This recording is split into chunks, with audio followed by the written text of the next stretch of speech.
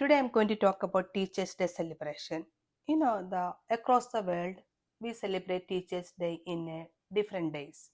In India, we celebrate Teachers' Day on September 5 Why September 5th? because honoring Dr. Radhakrishnan, the country's first vice president and well-known educator. And Indian culture, we consider teachers as guru, Why? the guiding lights of our journey of knowledge. You know, Not only that, we consider them as second parents who nurture our minds and shape our future. And on Teachers' Day, this time, I'm going to introduce Dr. S.J. Panmala is a remarkable individual who represents the value of creativity, hard work, and deep commitment to education.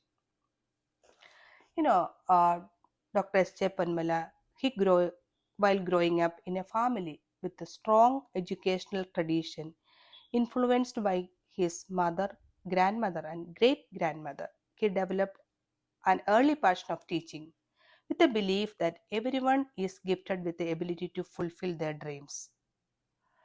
So, initially he started his career in the medical field So how did he get to the educational field? because he was always having the passion in education. So, when he met with his wife Kusumam, also a dedicated teacher, inspired him to transition into to educational field.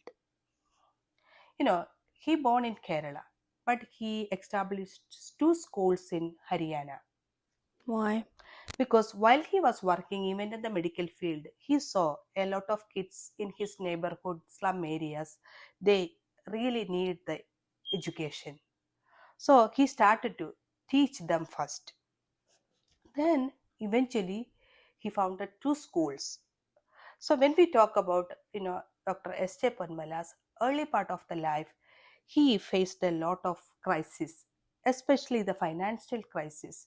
If somebody from South India to North India don't have any financial background, actually he started to build the school with his hands. He was, um, building. He built the furniture, blackboard, and all the infrastructure for the school. And you know, you will be wondering, Dr. X. Panmala, he was giving importance to education. At the same time, he was giving importance to the extracurricular activities and sports. He feels like, it's like a education and extracurricular activities are two sides of a coin. So, every year there is a lot of students graduating from his school and they are giving their contribution to the country. As we celebrate the Teachers' Day, let us take a moment to hear from Dr. S. A. Panmala about his remarkable journey, his struggles, victories, and experiences that have shaped his dedication to education. Why is this so important to you? You know that he is my first teacher, my godfather, and I am proud to say thank you for lightening the path of knowledge and wisdom. You know, at the same time, I'm using this opportunity to say thank you for all the teachers who inspired us in our life. Hi, ഞാൻ ജയ രജി മത്തായി. ഇന്ന് എനിക്ക് എൻ്റെ ജീവിതത്തിൽ വളരെ സന്തോഷകരമായ ഒരു ദിവസമാണ്. അതായത് doctor S J Ponmala. Thank you. എനിക്കിങ്ങനെ ഒരു ഓപ്പർച്യൂണിറ്റി തന്നതിന് ഒത്തിരി ഒത്തിരി നന്ദി. ഡോക്ടർ എസ് ജെ പൊന്മലയെ പറ്റി പറയുമ്പോൾ എൻ്റെ ഗോഡ് ഫാദറാണ്. അതായത് ഞാൻ പുറകോട്ട് ചിന്തിക്കുമ്പോൾ എൻ്റെ ജീവിതത്തിലെ ഓരോ ഓർമ്മയിലും എന്നും മികവോടെ ഇൻസ്പിറേഷൻ തന്നുകൊണ്ട് നിറഞ്ഞു നിൽക്കുന്ന ഒരു മുഖമാണ്. എൻ്റെ ഓർമ്മയിൽ നിന്ന് എനിക്ക് ഒരിക്കലും ഒഴിച്ചുകൂടാൻ പറ്റാത്ത ഒരാൾ. അപ്പോൾ ഡോക്ടർ എസ് ജെ പൊന്മലയെ പറ്റി പറയുമ്പോൾ സാറിന് ഇപ്പോൾ ഹരിയാനയിൽ സ്വന്തമായിട്ടൊരു സ്കൂളുണ്ട്. സ്കൂളിൻ്റെ ചെയർപേഴ്സണായിട്ട് വർക്ക് ചെയ്യുന്നു. അപ്പോൾ നമ്മൾക്ക് ഇപ്പോൾ ഈ കൊച്ചു കേരളത്തിൽ നിന്ന് പോയി ഹരിയാനയിൽ ഒരു സ്കൂൾ തുടങ്ങി നമ്മുടെ ഇന്ത്യയിലെ ജനങ്ങൾക്ക് വേണ്ടി, അതായത് ഇതിനു മുമ്പും എനിക്ക് പലപ്പോഴും സംസാരിക്കാൻ അവസരം കിട്ടിയിട്ടുണ്ട്. അപ്പോൾ എല്ലാം പറയുന്നത് എസ്.ജെ. പൊന്മലയുടെ ഡ്രീം എന്ന് പറയുന്നത് എഡ്യൂക്കേഷൻ. ജനിച്ചപ്പോൾ മുതലേ ഞാൻ തനിക്ക് കിട്ടുന്ന അറിവ് മറ്റുള്ളവർക്ക് പകർന്നു കൊടുക്കുക. എൻ്റെ ചെറുപ്പത്തിലും എന്നെ ഇരുത്തി ചെറിയ ക്ലാസ്സിൽ ഓർക്കുന്നുണ്ടോ എന്ന് എനിക്കറിയത്തില്ല, ഈ മണലിലൊക്കെ അക്ഷരം എഴുതാൻ എന്നെ പഠിപ്പിച്ച് എൻ്റെ കൈ പിടിച്ച് ആദ്യ അക്ഷരങ്ങൾ പകർന്നു തന്ന് പഠിപ്പിച്ച ആ അധ്യാപകൻ ഇപ്പോൾ ഇന്ത്യയിലുള്ള ഒരു പറ്റം സ്റ്റുഡൻസിൻ്റെ അധ്യാപകനായിട്ട് ആയ വ്യക്തിയിൽ നിന്ന് നമ്മൾക്ക് ഡോക്ടർ എസ്.ജെ. പൊന്മലയുടെ ജീവിതകഥ, ജീവിതത്തിൽ നേടിയ നേട്ടങ്ങളെ പറ്റി നമ്മൾക്ക് കേൾക്കാം. എനിക്കറിയാം ചെറുപ്പത്തിലെ ചില കാര്യങ്ങളൊക്കെ, പക്ഷെ എല്ലാം എൻ്റെ ഓർമ്മയിൽ ഞാൻ ചെറുതായിരുന്നു. പക്ഷെ അത് എത്രത്തോളം കറക്റ്റ് ആണെന്ന് എനിക്കറിയത്തില്ല. എനിക്കറിയാം പഠിച്ച കാര്യങ്ങളൊക്കെ. പക്ഷെ ഞങ്ങൾക്ക് ഡോക്ടർ എസ്.ജെ. പൊന്മലയിൽ നിന്ന് ചെറുപ്പകാലത്തെ പറ്റി കുറച്ച് കാര്യങ്ങളൊക്കെ അറിഞ്ഞാൽ കൊള്ളാമെന്നുണ്ട്. അപ്പം മാന്നാനത്ത് ജനിച്ചു, മാന്നാനത്ത് പഠിച്ചു. അത് കഴിഞ്ഞിട്ട് മോള് പറഞ്ഞതനുസരിച്ച് മണലിൽ പഠിപ്പിച്ച കാര്യങ്ങളൊക്കെ അത് ചെറുപ്പകാലത്ത് എല്ലാവരും ചെയ്യുന്നതാണ്. ഞാൻ യഥാർത്ഥത്തിൽ തുടക്കമിട്ടത് മെഡിക്കൽ ലൈനിലാണ്. അക്യുപഞ്ചർ ആണ്. ഹരിയാന റോത്തക്കിൽ ആയിരുന്നു അക്യുപഞ്ചർ ചികിത്സ നടത്തിക്കൊണ്ടിരുന്നത്. പിന്നെ SSIM SMTR ആഗ്രയിൽ നിന്ന് ഞാൻ മെഡിക്കൽ ലാബ് ടെക്നോളജി പഠിച്ചതിനാൽ മെഡിക്കൽ ലൈനിൽ തന്നെയായിരുന്നു. അപ്പോൾ മെഡിക്കൽ ലൈനിലായിരുന്ന സമയത്ത് നമ്മുടെ പറഞ്ഞതുപോലെ നമ്മുടെ ഫോർമൽ എഡ്യൂക്കേഷനൊക്കെ സെൻറ്റർ പ്രൈമറിസ് പ്രൊഡക്റ്റാണ് ഞാൻ. സെൻറ്റർ പ്രൈമറിസ് മാന്നാനത്തിലെ പ്രൊഡക്റ്റാണ് ഞാൻ. ശങ്കരപ്പിള്ള സാറായിരുന്നു അന്നത്തെ പ്രിൻസിപ്പൽ. അപ്പോൾ അത് കഴിഞ്ഞ് അതിനുശേഷം എനിക്ക് ഗവൺമെൻറ് ജോലി കിട്ടി ഹരിയാനയിൽ Sonipat Motilal Nehru school of sports. അവിടുത്തെ മെഡിക്കൽ ടെക്നോളജിയിൽ ഞാൻ ടെക്നീഷ്യനായിട്ട് ജോലി ചെയ്യായിരുന്നു. അങ്ങനെ ജോലി ചെയ്തിരുന്ന സമയത്ത് ഇങ്ങനെ സ്കൂൾ തുടങ്ങണമെന്നൊരു ആഗ്രഹം ഉണ്ടായി. അപ്പൊ ഓർമ്മയുണ്ടോ ഈ സ്കൂൾ തുടങ്ങണമെന്നുള്ള ആഗ്രഹം ഒരുപക്ഷെ വരാൻ കാരണം?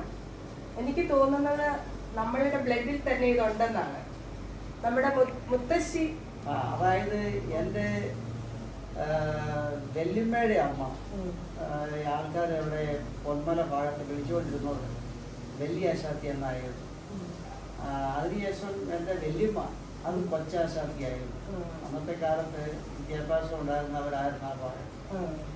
അപ്പോൾ ഇപ്പം എൻ്റെ കുടുംബത്തിൽ ആൾക്കാർ പറയുന്നത് അവരുടെ അനുഗ്രഹമാണ് ഈ സ്കൂൾ തുടങ്ങാൻ. കാരണം ഈ കുടുംബത്തിൽ ഇപ്പോൾ ഒരു സ്ഥാപനമുള്ളത് ആയിട്ട് ഞാനേ ഉള്ളത്. അപ്പൊ അങ്ങനെ കംപ്ലീറ്റ്ലി എഡ്യൂക്കേഷൻ മേഖലയിലോട്ട് ഇങ്ങനെ ഇത്രയും പേരെ പഠിപ്പിക്കുന്നത് അങ്ങനെ ഒരു അനുഗ്രഹമുണ്ട്. പിന്നെ സോണിപ്പത്തിലായിരുന്ന സമയത്ത് ഇങ്ങനെ എൻ്റെ കല്യാണം കഴിച്ചതിന് ശേഷം അപ്പൊ happen to be also a teacher. So I'm very capable in the management side. So we both joined together and then we started opening a school. ആദ്യമൊക്കെ ഒത്തിരി വിഷമങ്ങളൊക്കെ തരണം ചെയ്യേണ്ടി വന്നു. ആദ്യമായിട്ട് ഞങ്ങൾ തുടക്കം ഇട്ടത് ഈ ഇസ്ലാം പിള്ളേരെ പഠിപ്പിക്കുകയായിരുന്നു. ആദ്യം സ്കൂൾ തുടങ്ങിയില്ലായിരുന്നു. പാവപ്പെട്ട പിള്ളേരെ ഫ്രീയായിട്ട് പഠിപ്പിക്കുകയായിരുന്നു. അങ്ങനെ പഠിപ്പിച്ചുകൊണ്ടിരുന്നപ്പം വളരെ ചോദിക്കാൻ തുടങ്ങി, നിങ്ങൾക്ക് എന്തുകൊണ്ടൊരു ഇംഗ്ലീഷ് മീഡിയം സ്കൂൾ തുടങ്ങാൻ മേലെ? അപ്പം ഞങ്ങൾ നോക്കി അതൊരു ശരിയാണല്ലോ എന്നുള്ള ഇംഗ്ലീഷ് മീഡിയം സ്കൂളും തുടങ്ങി. ആദ്യമായിട്ട് അതിനുള്ള ഫിനാൻഷ്യൽ സപ്പോർട്ടൊന്നും ഇല്ലായിരുന്നു. പക്ഷെ കുറച്ച് പ്രൈവറ്റ് ലോണൊക്കെ ഞങ്ങൾക്ക് കിട്ടി. അങ്ങനെ ഒരു സ്കൂളിൽ തുടക്കമിട്ട് രാവിലെ 7 മണിക്ക് തൊട്ട് 2 മണി വരെ ഇംഗ്ലീഷ് മീഡിയം സ്കൂളിലെ പിള്ളേരെ പഠിപ്പിക്കുക. പിന്നെ 4 തൊട്ട് 6 വരെ ഇസ്ലാമിക് ഏരിയയിലെ പിള്ളേരെ പഠിപ്പിക്കുക. അവരെ ഫ്രീ ആയിട്ട് പഠിപ്പിക്കുക. ഇങ്ങനെയാണ് തുടക്കം. അപ്പൊ തുടക്കത്തിൽ അന്നേരത്തേക്ക് വൈഫും ഹെൽപ്പ് ചെയ്യുന്നുണ്ടായിരുന്നു, സ്കൂളിൽ തന്നെ പഠിപ്പിക്കുന്നുണ്ടായിരുന്നു. She was full-fledged teacher and then she became the principal because the qualification, she is a postgraduate and then a B.Ed. So she can. അപ്പൊ അത് കഴിഞ്ഞിട്ട് പിന്നെ നമ്മുടെ സ്കൂളിൽ ചെറിയതായിട്ട് അപ്പൊ ആദ്യത്തെ സ്റ്റുഡന്റ് എങ്ങനെയായിരുന്നു സ്റ്റുഡൻസിനെ കിട്ടിയത്? ആദ്യത്തെ സ്റ്റുഡന്റ് അതായത് നമ്മുടെ വൈഫിന്റെ പഠിപ്പിച്ചിരുന്ന സ്കൂളിലെ വൈഫ് ടീച്ചറായിട്ട് സ്കൂളിൽ പഠിപ്പിക്കുന്നുണ്ടായിരുന്നു. സ്കൂളിൽ നേരത്തെ പഠിപ്പിച്ചിരുന്ന സ്കൂളിലെ ഒരു പേരന്റ് ആയിരുന്നു. അവരുടെ ഒരു സുബേദ് കത്തി എന്ന് പറഞ്ഞൊരു കൊച്ചായിരുന്നു ഞങ്ങളുടെ ആദ്യത്തെ സ്റ്റുഡന്റ്. അതിനോട് ചേർന്ന് പിന്നെ പിള്ളേർ കൂടിക്കൊണ്ടിരുന്ന പിള്ളേർ കൂടിയതനുസരിച്ച് പിന്നെ സ്ഥലം മേടിക്കേണ്ടി വന്നു. അപ്പോഴും ഈ പ്രശ്നം വന്നു, പൈസയുടെ പ്രശ്നം വന്നു. അപ്പൊ അങ്ങനെ ഈ സൗത്തിൽ നിന്ന് നോർത്തിൽ പോയി സ്ഥലമൊക്കെ മേടിക്കാൻ ഫൈനാൻഷ്യൽ തുടക്കം ഇട്ടത് നമ്മുടെ ഈ മെഡിക്കൽ ലൈനിലായിരുന്നതിനാൽ അക്യുപഞ്ചറിന്റെ ലാബിന്റെ ജോലിക്കായിട്ട് ഇങ്ങനെ നോർത്തിൽ ജോലി ചെയ്തുകൊണ്ടിരുന്നപ്പോൾ അങ്ങനെ ഒരു ഐഡിയ കിട്ടിയതാണ്. അപ്പൊ പിന്നെ ഫൈനാൻഷ്യൽ ആയിട്ടുള്ള ഹെൽപ്പ് ഒക്കെ എങ്ങനെ കിട്ടി സ്കൂൾ തുടങ്ങാനായിട്ട്? ഫൈനാൻഷ്യൽ ആയിട്ടുള്ള ഇന്ത്യയിൽ ബാങ്ക് സാധാരണ ലോൺ കൊടുക്കുന്നത് രൂപയുള്ളവർക്കാണ് ലോൺ കൊടുക്കുന്നത്. ഇല്ലാത്തവർക്ക് ഭയങ്കര പ്രയാസം. രൂപ ഇല്ലാത്തവർക്ക് ലോൺ കൊടുക്കാറില്ല. അപ്പോൾ സെക്യൂരിറ്റി ആയിട്ട് അന്ന് ഞങ്ങളുടെ കയ്യിലൊന്നുമില്ല. അങ്ങനെ വന്നു കഴിഞ്ഞപ്പോഴത്തേക്ക് പ്രൈവറ്റ് ലോൺ എടുക്കേണ്ടി വന്നു. പ്രൈവറ്റ് ലോൺ നല്ല ഇൻട്രസ്റ്റ് ആയിരുന്നു.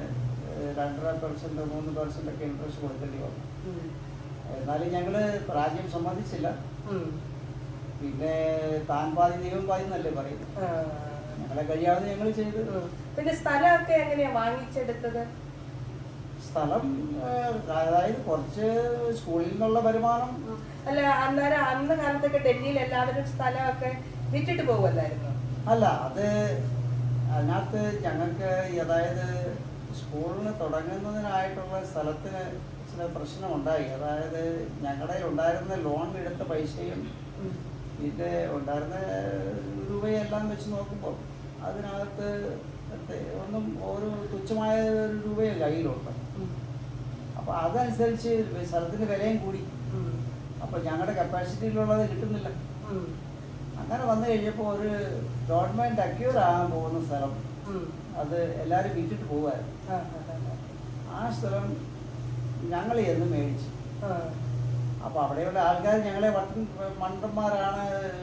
വട്ടന്മാരാണെന്ന് ആരും പറഞ്ഞിരുന്നു. പക്ഷെ എന്തുകൊണ്ടോ ദൈവം അത് ആ സ്ഥലം ഗവൺമെന്റ് എടുക്കാതെ തന്നെ അത് ഫ്രീ ഹോൾഡ് ലേലം വിളിക്കുമോ? അല്ല, ഗവൺമെന്റ് അവിടെ ഒരു ഹൗസിംഗ് പ്രൊജക്റ്റിനായിട്ട് ആ സ്ഥലം എടുക്കാൻ പോകുമായിരുന്നു. അപ്പോൾ അവർക്ക് എടുക്കാനുള്ള ഭാഗം എല്ലാം അവർ എടുത്തായിരുന്നു. പക്ഷെ കുറച്ച് സ്ഥലം അവർ എടുക്കാതെ കേട്ടിരുന്നു. അതിനകത്ത് കുറേ ആൾക്കാർ കുറേ വീടൊക്കെ വെച്ച്. അപ്പോൾ അവിടെ അവർക്ക് നോട്ടീസ് വന്നു, സെക്ഷൻ 9 നോട്ടീസ് വന്നു. അതായത് അവിടെ ഒന്നും സ്ഥലം മേടിക്കാനും മേല, രജിസ്റ്റർ ചെയ്യാനും മേല എന്ന് പറഞ്ഞ് നോട്ടീസ് വന്നു. അപ്പോൾ എല്ലാവരും വിറ്റിട്ട് പോകുമായിരുന്നു, തുച്ഛമായ വിലയ്ക്ക് കൊടുത്തിട്ട് പോകുമായിരുന്നു. അപ്പോൾ ആ തുച്ഛമായ വിലയ്ക്ക് മേടിക്കാനായിട്ടുള്ള പൈസ ഞങ്ങളുടെ കയ്യിലുണ്ട്. അത് അവിടെ ചെന്ന് ഞങ്ങൾ ഈ സ്ഥലം മേടിച്ചു. അപ്പോൾ എല്ലാവരും ഞങ്ങളെ നോക്കി ചിരിക്കുക. ഇത് ഞങ്ങളെല്ലാരും വിറ്റിട്ട് പോയി, ഇയാളൊക്കെ വല്ല വട്ടുണ്ടോ അത് മേടിക്കാൻ? ചിലപ്പോൾ ഇത് ഗവൺമെന്റ് ഏറ്റെടുക്കും, കാരണം സെക്ഷൻ നോട്ടീസ് വിട്ടിട്ടുണ്ട്. പക്ഷേ എന്തുകൊണ്ടോ ഞങ്ങളത് ഏതായാലും ഞങ്ങളുടെ കയ്യിൽ ഉണ്ടായിരുന്ന രൂപ എത്ര ഉണ്ടായിരുന്നുള്ളൂ അത് മേടിച്ച്. അത് മേടിച്ചിട്ട് അത് അവസാനം ഗവൺമെന്റ് എടുത്തില്ല. അത് ഗവൺമെന്റ് ഫ്രീ ആയിട്ട് വിട്ടു തന്നെ. നിങ്ങളുടെ പേരിലോട്ട് എഴുതി തന്നെ? അല്ല, ഞങ്ങളുടെ പേരിലേക്കല്ല. അതായത് അവിടെ ഉണ്ടായിരുന്ന ഒരു ആൾക്കാർ, അവിടെ 1-2 വീട്ടുകാരൊക്കെ ഉണ്ടായിരുന്നു. ആ സ്ഥലം ഉണ്ടായിരുന്ന ആൾക്കാർക്കെല്ലാം അതായത് അവരുടെ പിന്നെ അത് ഗവൺമെന്റ് എടുത്തില്ല. അതിനകത്ത് ഒരു കേസ് ഉണ്ടായിരുന്നു. ഗവൺമെന്റ് അത് അവർക്ക് അക്യൂർ ആണോ എന്നും പറഞ്ഞു ഒരു കേസ് ഉണ്ടായിരുന്നു. അത് പിന്നെ ഞങ്ങളെല്ലാവരും അന്നത്തെ കാലത്ത് 250-500 രൂപ എല്ലാവരുടെയും പിരിവെടുത്ത് ചണ്ഡീഗഡ് ഹൈക്കോടതിയിൽ പോയി.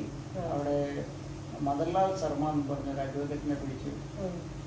അയാൾ വഴി ഞങ്ങളുള്ള റേഷൻ കാർഡും ഇലക്ട്രിസിറ്റി ബില്ലും അവിടെ ഉണ്ടായിരുന്ന എല്ലാവരുടെയും ഇതെല്ലാം കൊണ്ട് കാണിച്ച് ഇത്രയും വർഷങ്ങളായിട്ട് ഞങ്ങൾ താമസിക്കുന്ന ഇതെല്ലാം കാണിച്ചു കൊടുത്തു. കാണിച്ചു കൊടുത്ത് കഴിഞ്ഞപ്പം ആ വിധി ഞങ്ങൾക്ക് അനുകൂലമായിട്ട് വന്നു. അങ്ങനെ ആ സ്ഥലം കിട്ടി. അതൊരു വലിയ ഭാഗ്യമായി. അതുകൊണ്ട് ആ സ്കൂൾ അവിടെ സ്ഥാപിക്കാൻ പറ്റും. സോണിപ്പത്ത്.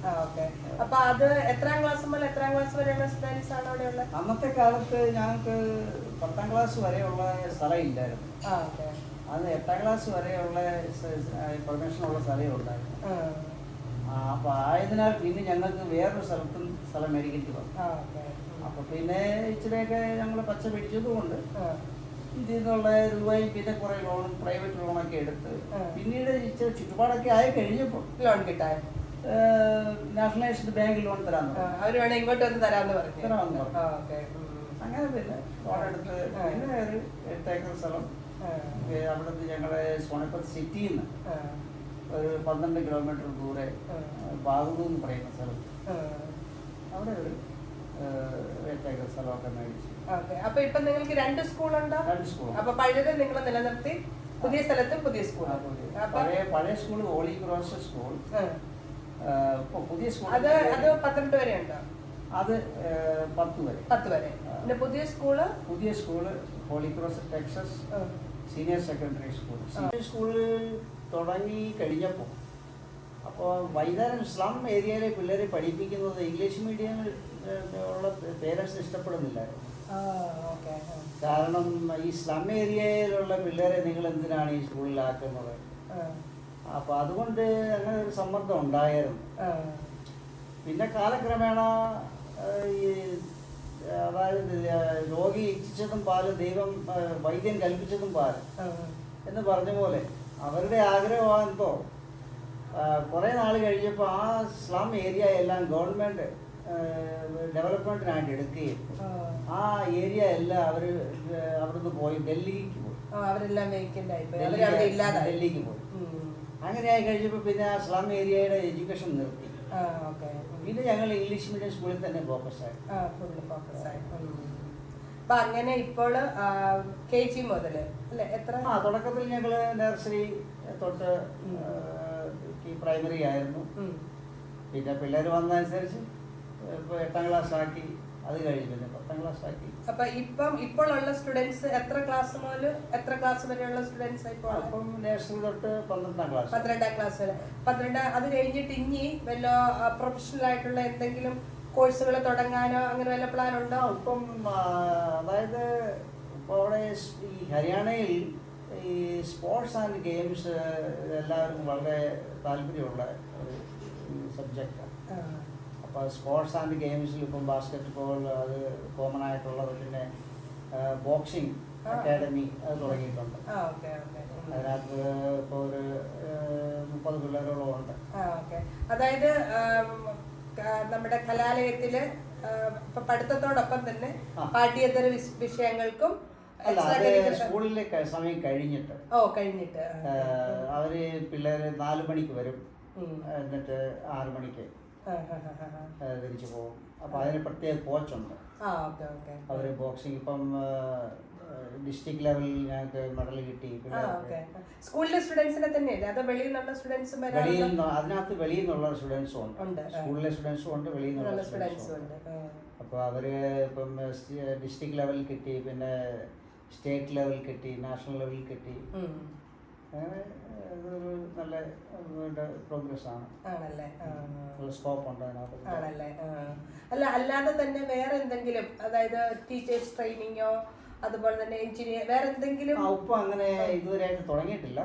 പിന്നെ ഇനിയിപ്പോ ഹോസ്റ്റൽ തുടങ്ങാനായിട്ടുള്ള ഒരു ബിൽഡിംഗ് ഒക്കെ കൺസ്ട്രക്ഷൻ നടത്തിക്കൊണ്ടിരിക്കും. പിള്ളേർ അവിടെ തന്നെ താമസിച്ച് പഠിക്കാൻ. നിങ്ങൾക്ക് എങ്ങനെ പറയത്തക്ക എന്തെങ്കിലും പിള്ളേർക്ക് എന്തെങ്കിലും കുട്ടികൾക്ക് എന്തെങ്കിലും അവാർഡോ അങ്ങനെ എന്തെങ്കിലും? അവാർഡ് മെഡൽ ഞാൻ പറഞ്ഞല്ലോ. ബോക്സിംഗ് അക്കാഡമി ഞങ്ങൾ ബോക്സിംഗ് പഠിക്കുന്ന പിള്ളേർക്ക് ഡിസ്ട്രിക്ട് ലെവൽ നാഷണൽ ലെവലിലൊക്കെ മെഡൽ കിട്ടിയിട്ടുണ്ട്. പിന്നെ CBSE സിലബസിൽ നിങ്ങളുടെ എങ്ങനെയാണ്? ഞങ്ങളുടെ ഇപ്പം നല്ല റിസൾട്ടാണ്. ഇപ്പോൾ ഈ കഴിഞ്ഞ റിസൾട്ടിൽ ഏറ്റവും നമ്മൾ കൂടുതൽ 98.2 വരെ ഉണ്ടായിരുന്നു. പിന്നെ ഏറ്റവും അഭിമാനത്തോടെ ഓർത്തിരിക്കുന്ന എന്തെങ്കിലും കുട്ടികളെ എപ്പോഴും ഏതെങ്കിലും കുട്ടിയെ ഇങ്ങനെ ഓർത്തിരിക്കാറുണ്ടോ? ഞങ്ങൾ സാധാരണ ഏറ്റവും ആദ്യത്തെ സ്റ്റുഡന്റിന് ഏറ്റവും ആദ്യത്തെ സ്റ്റുഡന്റ്, ആ സ്റ്റുഡന്റിന്റെ പേര് സുമിത് ഖത്രി. ആ സ്റ്റുഡന്റ് ഞങ്ങൾ എപ്പോഴും പുള്ളി IT സെക്ടറിലാണ്, നല്ല ജോലിയിലാണ്, ഞങ്ങളിപ്പോഴും കോണ്ടാക്റ്റ് ആണ്. പിന്നെ അതുപോലെ ഏത് സ്കൂളിലും രണ്ട് രീതിയിലുള്ള പിള്ളേരെ അധ്യാപകർ ഒരിക്കലും മറക്കത്തില്ല. ഏറ്റവും നന്നായിട്ട് പഠിക്കുന്നത്, ഏറ്റവും ഉഴപ്പിലും. ഞാനൊക്കെ ഏറ്റവും ഉഴപ്പാണ്.